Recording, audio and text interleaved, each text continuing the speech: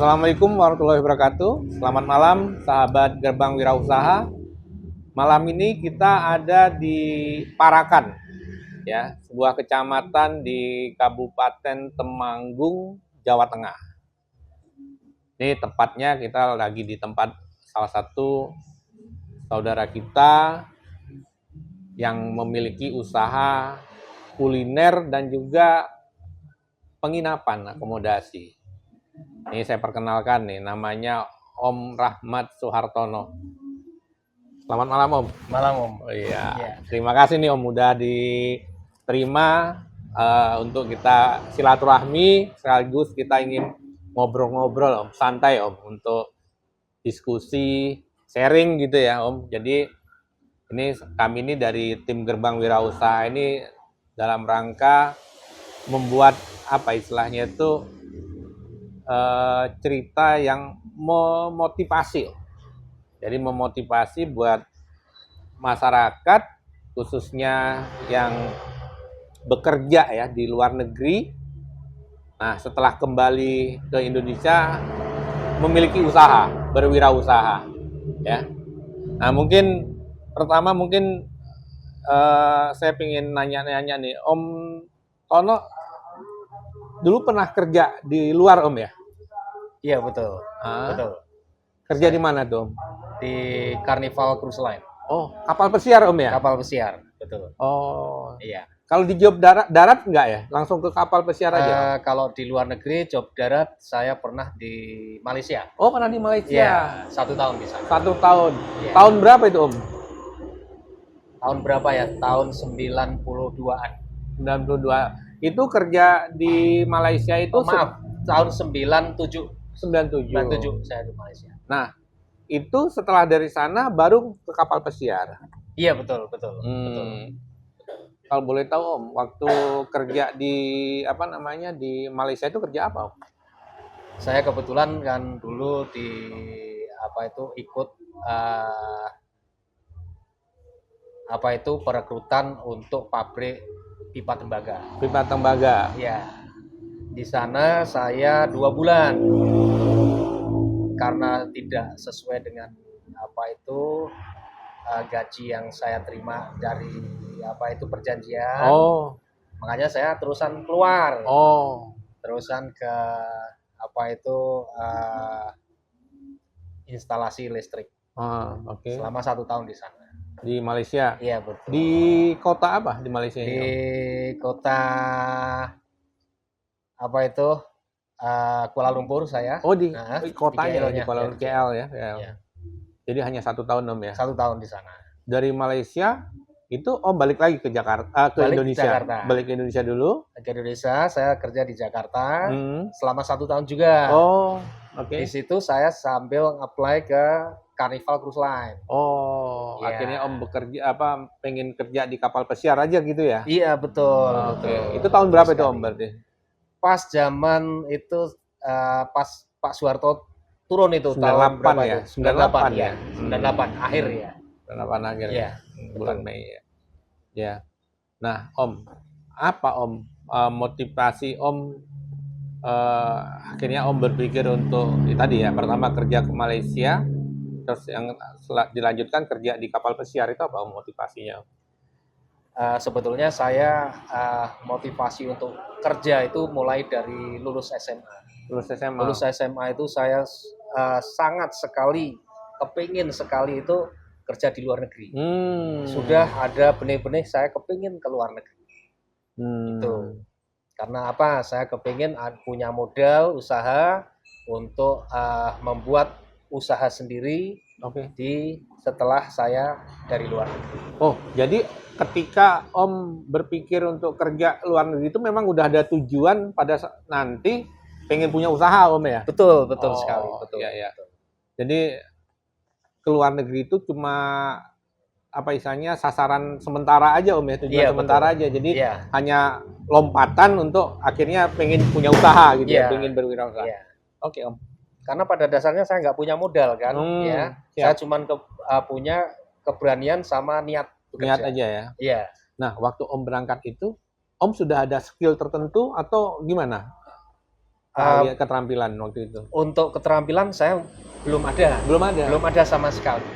Belum ada sama sekali. Saya kebetulan di Jakarta itu pun saya tidak ada kaitannya dengan yang saya apply-kan. Saya kan apply-nya di perhotelan. Iya. Saya cuman belajar bahasa Inggris selama 3 bulan aja di Jakarta. Oke. Sambil saya bekerja, sambil saya belajar bahasa Inggris. Kebetulan waktu itu saya apply itu, terus ada interview kok saya masuk. Nah, alhamdulillah dari situ saya terus. Nah, di kapal pesiar jobnya apa, Om? Saya di housekeeping. Ya. Oh, berarti nyambung dong, Om. Mungkin karena pengalaman Om waktu kerja di hotel, terus nanti akhirnya dilihat itu menjadi satu keterampilan mungkin Om ya, pengalaman di hotel, terus akhirnya dengan kemampuan bahasa Inggris tadi, akhirnya Om diterima ya? Iya. Berapa lama Om kerja di kapal pesiarnya berarti Om? Saya 19 tahun 8 bulan. Hampir 20 tahun. Hampir 20 tahun. Iya. Ini lumayan lama nih sahabat Gerbang Wirausaha. Jadi selama kurang lebih 19 tahun di kapal pesiar. Itu selama di kapal pesiar udah kemana aja Om? Saya di Amerika sudah hampir semuanya ya, kecuali di Alaska sama Hawaii yang belum. Oh, Alaska sama Hawaii belum? Alaska sama Hawaii yang belum. Kalau di Eropa saya di Prancis sudah, di Monaco sudah, di mana itu Italia sudah, di Spain sudah, itu jadi luar biasa. Liburan ataupun jalan-jalan tanpa kita keluar duit. Jadi sambil kerja sambil liburan Om ya? Sambil kerja sambil jalan-jalan. Sambil jalan-jalan ya? Juga. Om, itu kalau di kapal pesiar itu ya, biasanya berapa lama di laut, berapa lama di darat sih Om? Biasanya kayak gitu? Sebetulnya satu cruise satu kali jalan untuk wisata itu ada yang short cruise itu ada yang 3 hari. Oke. Ada yang 1 minggu, ada yang 10 hari dan 14 hari. Saya kebetulan saya dapatnya itu yang 7 hari terus. Dalam 1 minggu ganti penumpang, tapi dalam 1 minggu kita bisa mendarat 5 kali. Sampai 5 kali. Iya. Nah, selama waktu mendarat itu berapa lama tuh Om? Rata-rata 8 jam. Oh, hanya 8 jam aja? Hanya 8 jam. Tapi sempat lah ya jalan-jalan. Kita gitu sempat. Ya? Sempat, ya. Oke. Nah Om, tantangan terbesar ya Om ya, yang dihadapi ketika baru bekerja di kapal itu apa Om? Pertama kita itu kan, saya belum pernah yang namanya sosial sama ataupun komunikasi ataupun berinteraksi sama orang-orang dari berbagai bangsa ya. Nah di situ kesulitan saya tadinya untuk menyesuaikan itu perlu 1-2 bulan. 1-2 bulan. Ya 1-2 bulan. Karena apa? Saya orang udik, orang desa, langsung ke sana, ya kan? Jadi saya gimana caranya harus menyesuaikan dulu. Kebanyakan orang Amerika, Eropa itu kan kebanyakan mereka budayanya budaya minum ya. Tapi alhamdulillah sampai saat ini saya nggak pernah.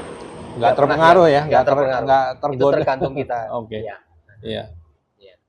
Nah, tadi Om cerita bahwa Om hanya belajar selama 3 bulan ya? 3 bulan bahasa Inggris. Tapi 3 bulan itu cukup lah ya untuk komunikasi awal di kapal gitu? Bisa Om. Bisa, tergantung kita sih. Kita niat belajar bahasa Inggris itu gimana sih caranya kita menyesuaikan kita lidah kita ngomong ataupun semangat kita mempelajari kosakata itu. Yang penting kuncinya ini ya, gimana niatnya kita aja. Betul. Dan kadang-kadang mungkin karena faktor keterpaksaan itu akhirnya membuat kita mau nggak mau harus belajar ya. Harus belajar. Iya kan? Kalau kita belajar hanya dari teori aja mungkin di kelas mungkin nggak dipraktekkan mungkin malah lama gitu ya menguasainya ya. Betul. Nah terus Om, waktu di pekerjaan tadi kan kalau di darat pernah kerja di Malaysia tadi ya, di apa tadi? Di electrician. instalasi listrik ya. Iya, instalasi listrik. Nah, di kapal pesiar di housekeeping ya tadi Iya. ya. Nah, itu selama 19 tahun itu di housekeeping aja atau pindah-pindah, Om? Saya di housekeeping aja, Oh, tapi di mana bagiannya kan beda-beda ya. Hmm. Pertama saya naik ke kapal itu tentu aja semua dari bawah lah. Semua dari bawah. Soalnya kita perlu juga di sana adanya talentsinya kita. Kemampuan kita itu sampai mana. Nah itu. Dan alhamdulillah saya itu dalam 3 kali kontrak, 3 kali naik sudah promosi selama 3 kali. Promosinya pertama itu apa, Om? Entry apa level pertama Saya masuk? level pertama itu di pool attending. Full attendant. Pool attendant itu di atas sendiri. Oh. Jadi panas ya panasan, hujan ya kehujanan.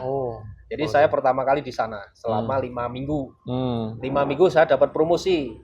Jadi masuk ke ruangan ya. Ke ruangan. Jadi saya menjadi kalau dulu dibilang ataupun di name tag-nya itu cleaner. Oh, cleaner. Ya, jadi kita public cleaning. Cleaning service. Tapi public. di dalam. Ya, jadi kita nggak kehujanan, nggak kepanasan. Terus kita pulang nih. Pulang saya berangkat lagi. Kontrak kedua ya. Kontrak kedua saya dapat promosi lagi asisten cabin steward. Oh. Ya. Itu udah lebih enak lagi ya? Lebih enak lagi. Saya waktu itu sudah bisa dapat uang lebih lah ya. Ya dapat uang lebih, pekerjaan semakin ringan. Sampai 19 tahun posisi itu. Terusan kontrak ketiga nih. Saya berangkatkan ketiga, saya dapat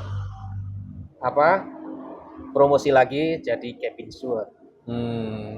Sampai saya resign. Oh, posisi terakhir waktu resign cabin steward. Steward ya. Steward ya. Iya. Nah, kalau boleh tahu nih, Om, pertama kali masuk di kapal pesiar dapat atau cerita waktu di migran dulu lah, yang waktu di Malaysia di gajinya berapa tuh, Om? Sekitaran saya digaji 1.200 ringgit. Itu kalau rupiah? Kalau rupiah sekitar berapa ya? 1.200.000 ya. Itu cuma 1.200.000 kan? Iya, ya? 1.200.000. Makanya menurut Om nggak sesuai dengan perjanjian ya? Nggak sesuai perjanjian. Ya, tadinya perjanjiannya itu minimal gaji 1.800.000. Iya. Ya. Nah, terus masuk kapal pesiar, gaji pertama kisaran berapa tuh? Hanya $550. 5 jutaan dong berarti. 5 jutaan. 5 jutaan ya. 5 jutaan. Oke. Iya, tapi sebisa mungkin kita kan punya waktu banyak nih. Kita niat ke sana niat apa nih? Niat kerja dengan 12 jam kita kerja gaji cuman 550. Tapi saya 1 bulannya itu bisa mengumpulkan $2.000. Sampai 2.000. Gimana caranya tuh? Nah, itu kita niat kerja ya. Kita niat kerja, habis kerja kita buat company lah ya ceritanya itu. Saya masih membantu cabin steward. Jadi helpernya cabin steward. Habis itu karena saya mempunyai kemampuan untuk melakukan ataupun pakas rambut, saya ikut. Jadi saya kerja dari jam 5 pagi. Itu di kapal semua itu? Itu di kapal semua. Jam pagi, jam 5 nih. Jam 5 pagi saya mulai. Jam 5 sore saya selesai buat kerja tugas utamanya ya, tugas utamanya ya. Terusan jam 5:30 saya mulai kerja untuk membantu cabin steward. Sampai jam 9. Sampai 9 malam? 9 malam. Jam 9 malam di depan kamar saya, kita sebut cabin ya. Itu sudah pada ngantri untuk potong rambut. Iya. Untuk potong rambut. Paling tidak itu ada yang saya potong itu ada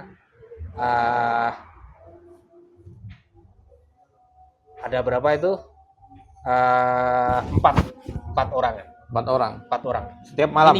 Minimal itu 4 orang. Minimal orang. Jadi selama 1 bulan saya bisa mendapatkan tambahan ya. $2.000 lah. $2.000. Itu baru awal kita kontrak ya. Awal kontrak itu ya. Awal kontrak ya. Sampai berapa lama itu Om menjalani itu berarti? Selama 3 kontrak gitu. Oh, Selama 3 kontrak itu saya terus melakukan yang itu terus. Iya. Oke. Habis jadi cabin steward, saya sudah tidak bisa Nyambi lagi. Nah, waktu posisi sebagai cabin steward itu di kisaran berapa tuh bulanannya Om?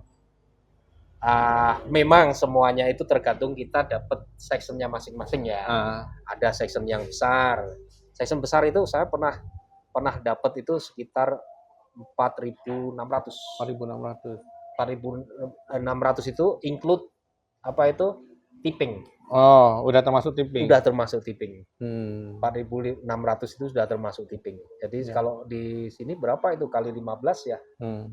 60 juta. Waktu itu saya masih 17.000 loh. Oh, 17.000 ya? Jadi 17 kali 4 lah, berapa itu? 60-an ya, 60 lebih ya, 64-an lah ya. 64-an. Nah, penghasilan itu semuanya Om kirim? Perhatian semuanya saya kirim semua Om. Jadi waktu kirim. Om posisi berangkat ke sana itu udah berkeluarga atau masih? Saya belum. Oh. Jadi ketika berkeluarga setelah berapa lama di kapal Om? Saya 2 tahun di kapal. Oh, 2 tahun di kapal baru akhirnya Om menikah ya? Betul. Untuk keluarga.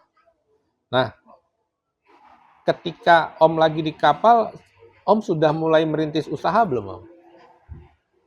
Sudah. Jadi ketika setelah menikah mungkin ya? Setelah menikah. Oke. Begitu saya menikah, saya dan istri saya itu mencoba untuk membuat suatu usaha yaitu kita jualan baju Om. Oh. Jualan baju dulu kita sebut itu Lia Fashion. Oh, Lia. Ya, Lia Fashion itu kita jualannya di pasar. Lia itu istri Om istri, ya? Okay. Itu jualan di pasar. Terus seiring jalan, pasar itu kan semakin jelek ya Om ya. Terus ada perubahan dan perombakan pasar itu sendiri. Terus saya pindah ke rumah Om. Rumah saya renovasi untuk jadiin butik. Di situ kita mulai punya punya brand sendiri, kita punya produk sendiri. Kita jadi pengrajin sendiri. Kita jual sendiri. Oh, jadi awalnya hanya berdagang, terus dilanjut dengan memproduksi akhirnya menjahit sendiri ya? Iya, menjahit sendiri. Nah, usaha awal di apa istilahnya itu? Garment kali ya atau apa ya? Butik ya? Butik. Pakaian ya? Pakaian ya. Om punya usaha lain setelah butik itu? Atau gimana? Pernah Om, pernah. Saya mencoba ternak bebek Om. Saya mencoba ternak bebek itu, saya mempunyai lahan sekitar 2.500 meter persegi. Saya bikin kandang bebek, saya bikin kolam buat ikan. Sekitar bebeknya itu sekitar 2.000-an Om. Tapi ternyata di situ mungkin passion saya kurang Om. Oh, enggak cocok ya? Enggak di sana ya. Kurang pas. Jadi yang targetnya 2.000 bebek itu paling tidak 1.500 bertelur. Saya belum pernah nyampe 1.200 bertelur. Makanya kita pelajari kok kelihatannya saya kok nggak pas di sana. Oke. Iya, terus saya beralih. Beralih ke sini.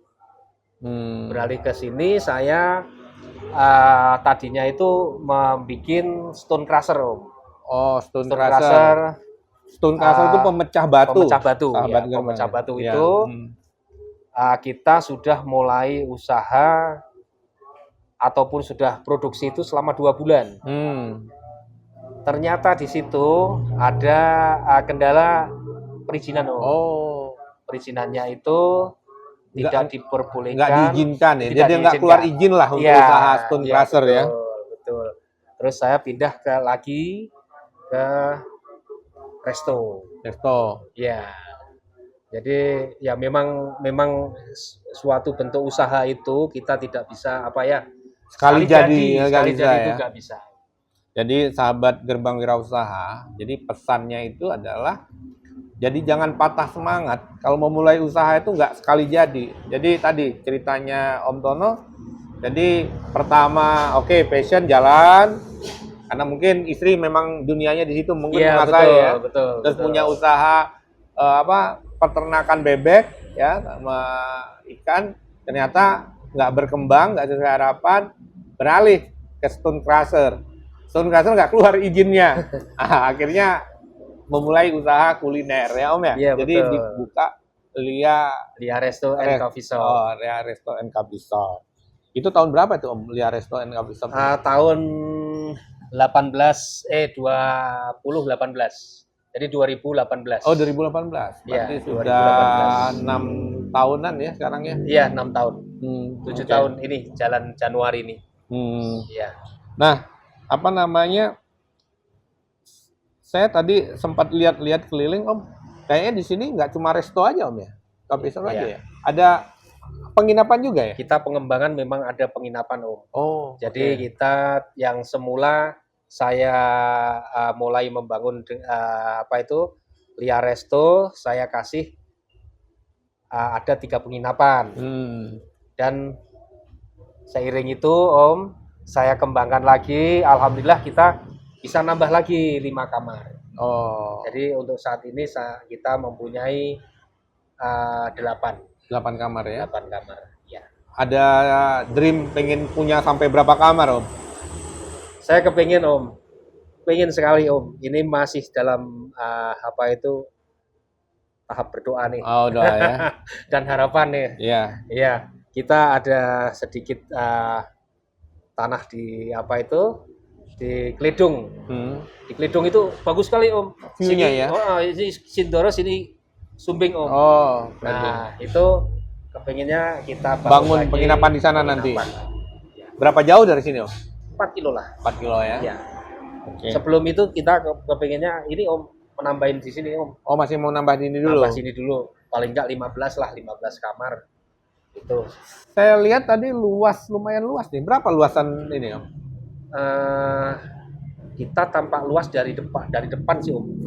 Tapi kalau ke dalam kita berapa ya? 36 aja. Jadi luas semuanya sih sekitar 5.000-an ya. 5.000 meter persegi ya. Iya. Jadi lumayan lah, parkir sudah luas.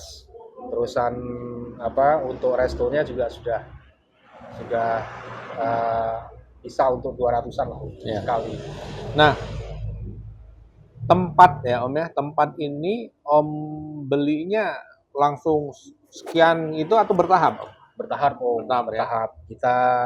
Kita 3 kali pembelian Om. Jadi tahun 2011 itu kita mulai beli ini. Beli yang pertama ya. Yang pertama itu kita beli sekitar 2.500 meter. Ya. Akhirnya kita bikin yang sekarang resto itu Om. Sama 2 kamar. Itu yang pertama. Ya. Terus kita pengembangan nih ke belakang. Kebetulan pas ada tanah dan waktu itu ditawarkan ke kita hanya sempit Om, cuma 300. Udah nggak apa-apa, kita kita bikin aja kolam sama 1 kamar lagi nih di sana. Terus ada pengembangan lagi tahap berikutnya Om, yang 1.600 yang sebelah tadi. Oh, oke. Nah, Om mengembangkan usaha ini modal sendiri atau ada pinjaman dari bank gitu Om? Om. Jadi modal kita yang pertama yaitu modal sendiri. Oh, modal sendiri. Nah, yang beli tanah pertama dan menjalankan jadi Lia Resto itu kita modal pribadi. Oh, oke. Terus untuk pengembangan ini yang belakang sama sebelah itu kita disupport sama bank. Oh, ada bank ya? Ya. Cuma tadi ya, memulainya tetap dengan modal sendiri Om Iya, ya, betul, di awalnya betul. ya. Iya. Nah, kalau boleh tahu Om, itu Om memulai usaha itu dari dana itu, kalau bicara dana sekitar berapa Om modal awal Om? Saya beli tanah itu ya sekitar 1,5. 1,5 ya. Dan itu 1,5 itu dari dana dari hasil kerja di kapal pesiar tadi Om ya. Betul. Ya. Betul.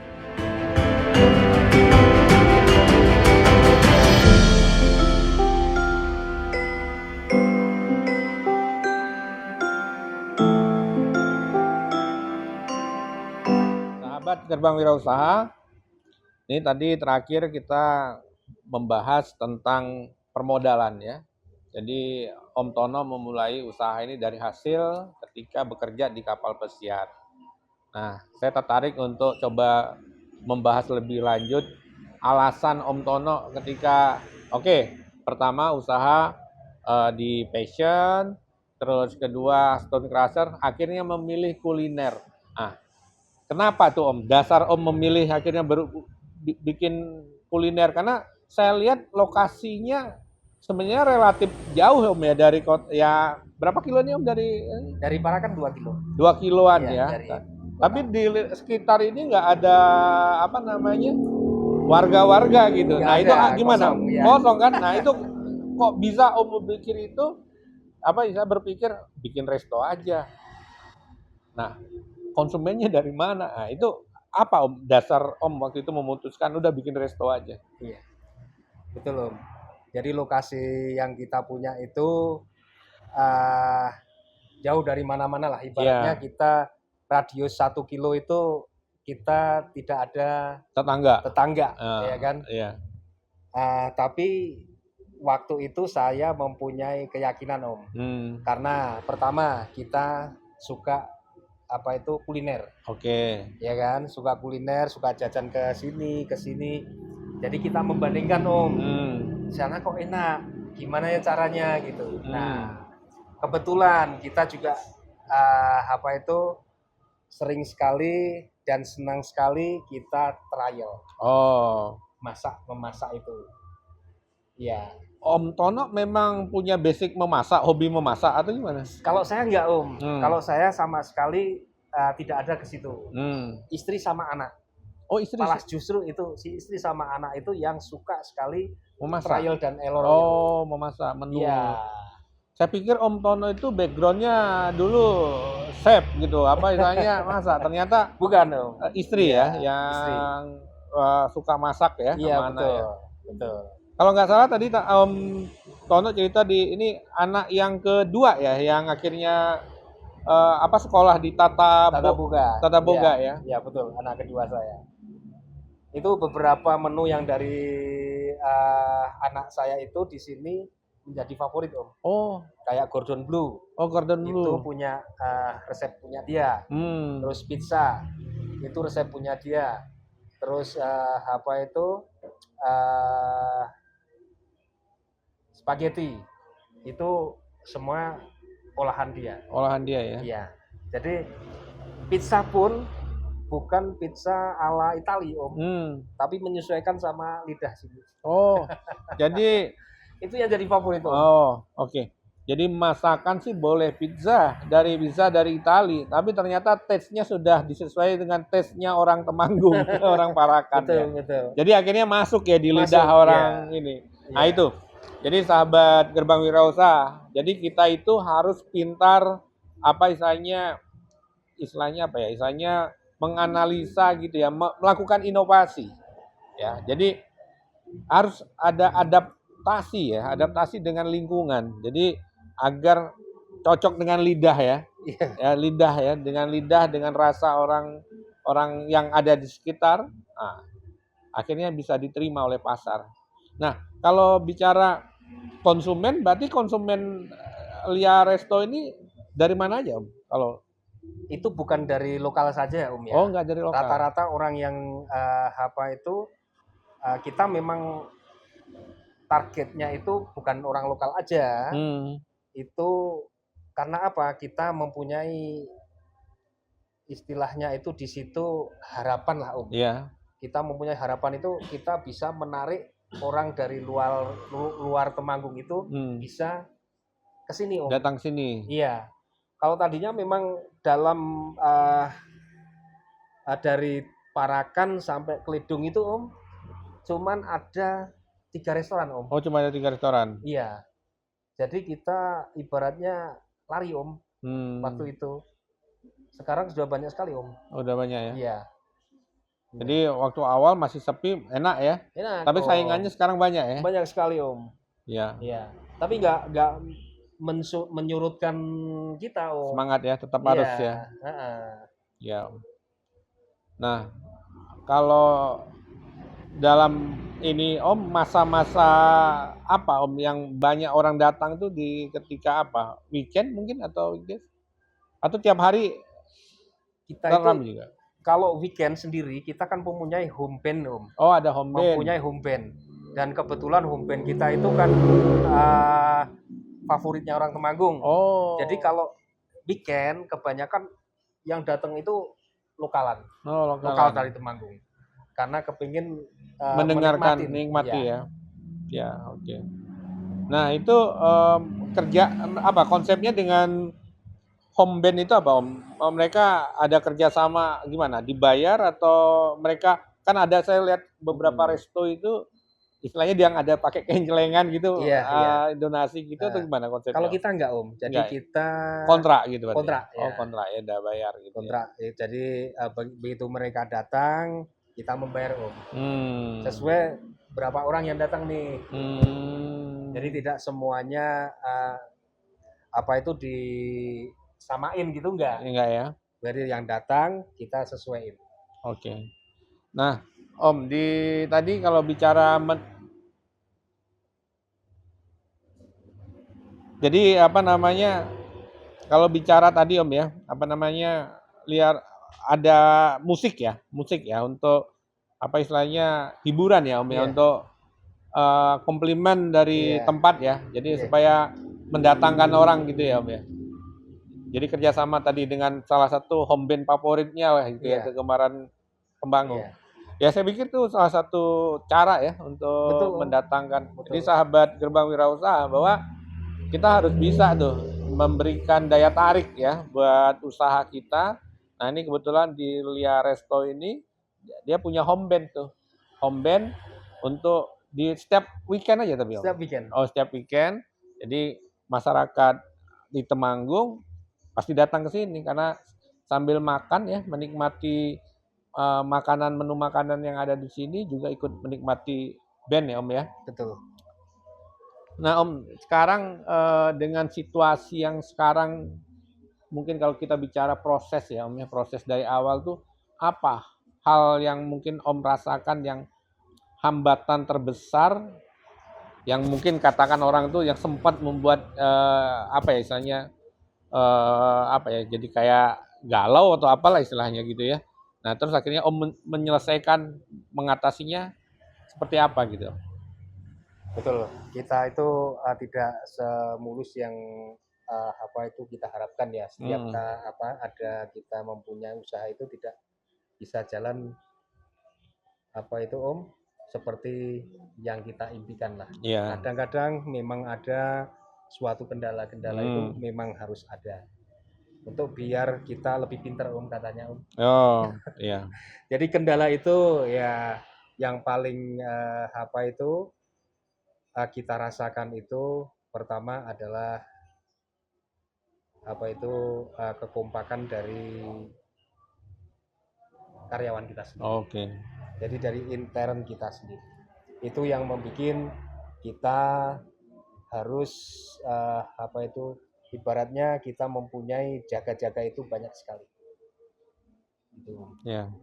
Kalau untuk pemasaran dan lain sebagainya kita apa serahkan pada yang mencicipi makanan kita. Oh. Jadi orang yang datang mereka suka pasti mereka akan kabarkan kepada teman atau saudara yang lain. Ini ya, apa istilahnya tuh strategi mouth to mouth. Mouth to mouth, ya, Jadi betul. mulut ke mulut gitu ya. Iya, iya.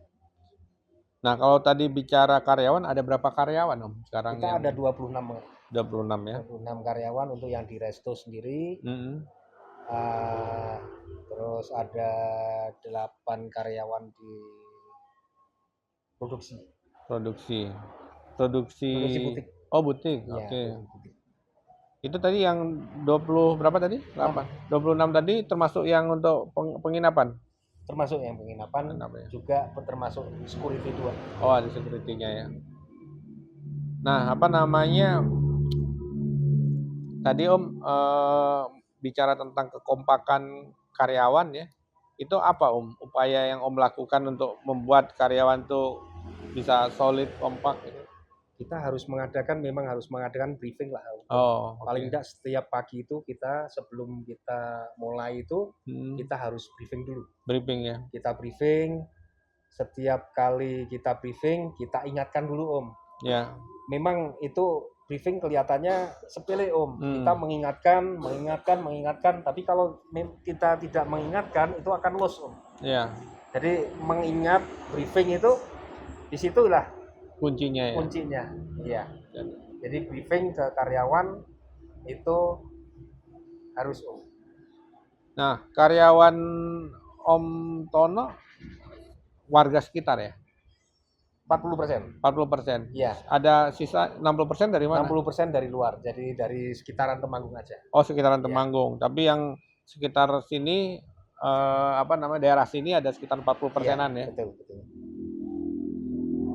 Nah, kalau balik ke strategi pemasaran selain yang mouth to mouth dari mulut ke mulut apa? Menggunakan apa? Istilahnya digital marketing atau digital marketing kita punya Om. Oh, medsos itu gitu media ya? sosial yang menjalankan itu anak saya. Oh, anak ya? Ya, jadi kita keluarga nih Om. Ibunya yang suka mencicipi masakan. Oke. Ya kan? Anak pertama yang pemasaran di media sosial. Oh, oke. Anak kedua yang membuat resepnya Om. Kalau saya sama anak ketiganya itu bagian mencicipi juga. Jadi ini bekerja semuanya Om. Bekerja semua. Jadi keluarga itu as a team, jadi ikut terlibat nih dalam usaha Om. Iya, betul. Jadi mereka peduli juga ya. Iya. Paling saling ngoreksi keluarga itu malah lebih Om, lebih gampang. Karena kita tidak malu-malu untuk mengatakan apa adanya. Iya, betul. Jadi kalau asin bilang asin, kalau tidak enak. Oke. Ini harus ganti gitu. Iya. Jadi kita tidak canggung-canggung lah. Iya. Om, ini mungkin saya ingin masuk ke sesi terakhir Om. Jadi kalau pelajaran dan inspirasi Om ya. Jika Om bisa kembali ke masa lalu gitu ya, adakah hal yang ingin Om lakukan berbeda saat memulai usaha Om? Begini Om, posisi saya itu kan ibaratnya jalan pakai sendal Om. Oke. Tidak pakai sepatu. Di situ ada perbedaan ya Om ya. Sendal itu ibaratnya kita modal dasar apa adanya Om. Modal kita sendiri. Jadi yang bikin saya semangat itu karena niat dan ketidakberadaan saya Om. Oke. Itu yang membuat saya semangat untuk kerja. Oke. Iya. Jadi kalau suruh milih, mungkin orang-orang akan memilih jadi anaknya orang kaya Om. Oh iya. Biar gampang semuanya, di fasilitasnya gitu ya. Terus nasihat apa Om yang paling berharga yang pernah Om terima dalam perjalanan membangun usaha selama ini Om? Jadi satu adalah niat. Niat ya? Ya, niat, semangat, dan jangan lupa berdoa. Oke. Itu ada niat, 3 yang harus selalu kita Om yakini dan kita jalankan. Jadi tadi ya niat, semangat ya itu ikhtiarnya ya usahanya. Gitu. Terus jangan lupa berdoa. Berdoa. Ya, berdoa Ya. itu juga harus. Karena kadang-kadang ya Om, kita itu sudah menerima sesuatu di tangan Om, nggak taunya diambil lagi. Iya. Nah itu, makanya kita perlu berdoa lah. Berdoa ya. Nah, ya. Apa Om rencana jangka panjang Om untuk bisnis ini selanjutnya, usaha yang Om? Saya ingin pengembangan juga Om. Jadi kemarin juga sudah ada beberapa murid dari SMK. Itu belajar di sini Om. Ada sekitar satu sesinya itu anak 20, anak 16, jadi total semuanya itu sekitar 60-an. 60 siswa? 60 siswa. Saya bagi 3 sesi Om. Itu sudah tahun berapa ya? November kemarin Om, tahun 24. 2024 ya. Ya, November kemarin. Jadi mereka belajar di sini, belajar pertama adalah belajar di housekeeping. Yang kedua adalah belajar di kuliner. Ya. Itu Om. Jadi 60-an siswa itu belajar di 2 bidang itu Om. Ya. Jadi teori juga praktek. Itu. Makanya saya kepingin mengembangkan juga, kalau diberi kesempatan, saya kepingin juga membina ataupun ikut memberi ilmu kepada siapa aja berbagi ilmu lah ya, sharing betul. Sharing pengalaman. Siapa aja yang mau Om, tentu aja yang mau. Kita tidak bisa memaksakan sesuatu yang mereka tidak mau, karena tidak nyantel-nyantel Om. Iya betul. Jadi setelah istilahnya punya usaha, Om Tony punya niatan mulia juga ingin berbagi ilmu ya dengan yang berniat, misalnya yang punya keinginan untuk belajar Om ya, misalnya mencontoh apa yang sudah Om Tono mulai gitu ya, udah lakukan selama ini. Oke Om Tono, terima kasih banget nih Om untuk ngobrol-ngobrolnya. Sama-sama. Semoga apa yang kita obrolin ini bermanfaat buat sahabat-sahabat Gerbang Wirausaha ya. Tadi diceritakan tentang inisiatif Om Tono melatih siswa SMK ya tentang housekeeping dan juga kuliner ya. F&B production kalau nggak salah. Jadi itu ya. Jadi ya ini episode ketiga kita Gerbang Wirausaha. Tunggu episode berikutnya ya dengan narasumber yang lain. Sekali lagi terima kasih Om Tono untuk kesempatannya. Sukses selalu, semakin berkah berkembang usahanya. Terima kasih. Ya Om. Terima kasih.